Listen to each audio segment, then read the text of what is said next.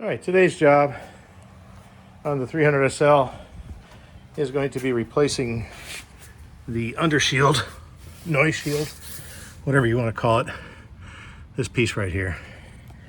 And as you can see back here, this has been compromised over here where it's not even attached. It's either not attached or loosely attached there. This fastener is still here.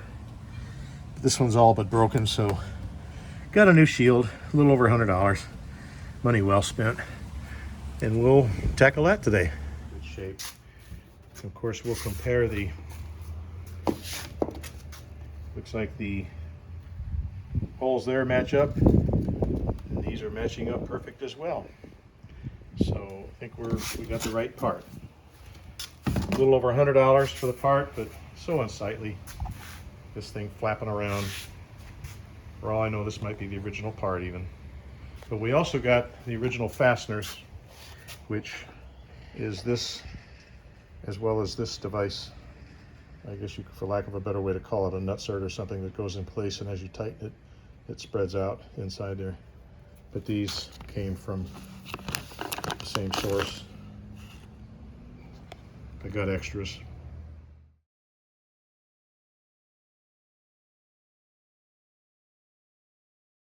Okay, as I was securing everything, the back ones secured perfectly. I was able to tighten them up. As I went to tighten up the front ones, this one was stripping out, as was this one here.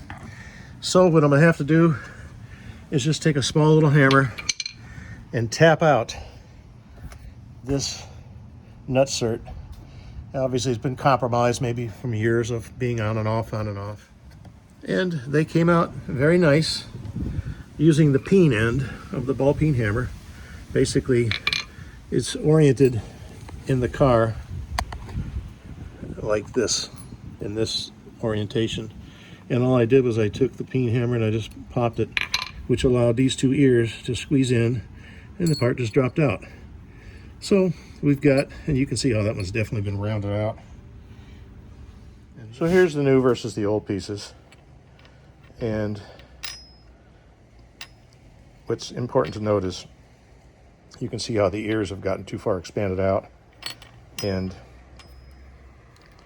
the screw could not tighten itself. So we'll see if these work better. I've heard the stories over the years of how well the R129 is designed, and well, I have to admit I was a little apprehensive at first, having owned a couple of 107s. I was reluctant, but now I have to say those new nutserts just simply snapped into place with the press of the thumb. And now you'll take this piece here, be sure that the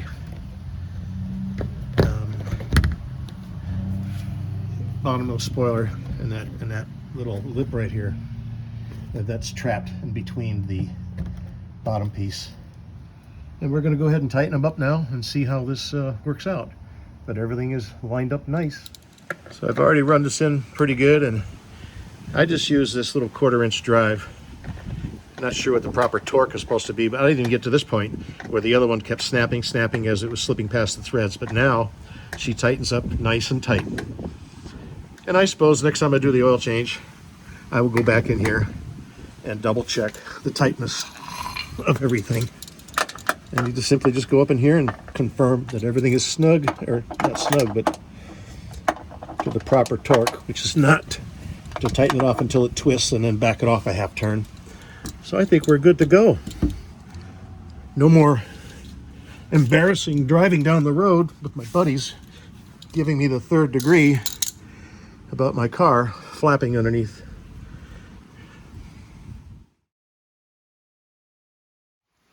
I guess that's about as close to a smile as I'm gonna get. She definitely seems happier. You saw how long this job actually took. Probably if I wasn't taking the time to shoot the video, etc., etc., it would have taken me 15 minutes. And if you have any reasonable mechanical skills, you can do it. And these Mercedes, not the new ones I wouldn't give you a nickel for, But the older Mercedes, the ones that are more analog, they were simply built to a higher standard back when the engineers ruled the roost and not the bean counters. Okay, thanks for watching.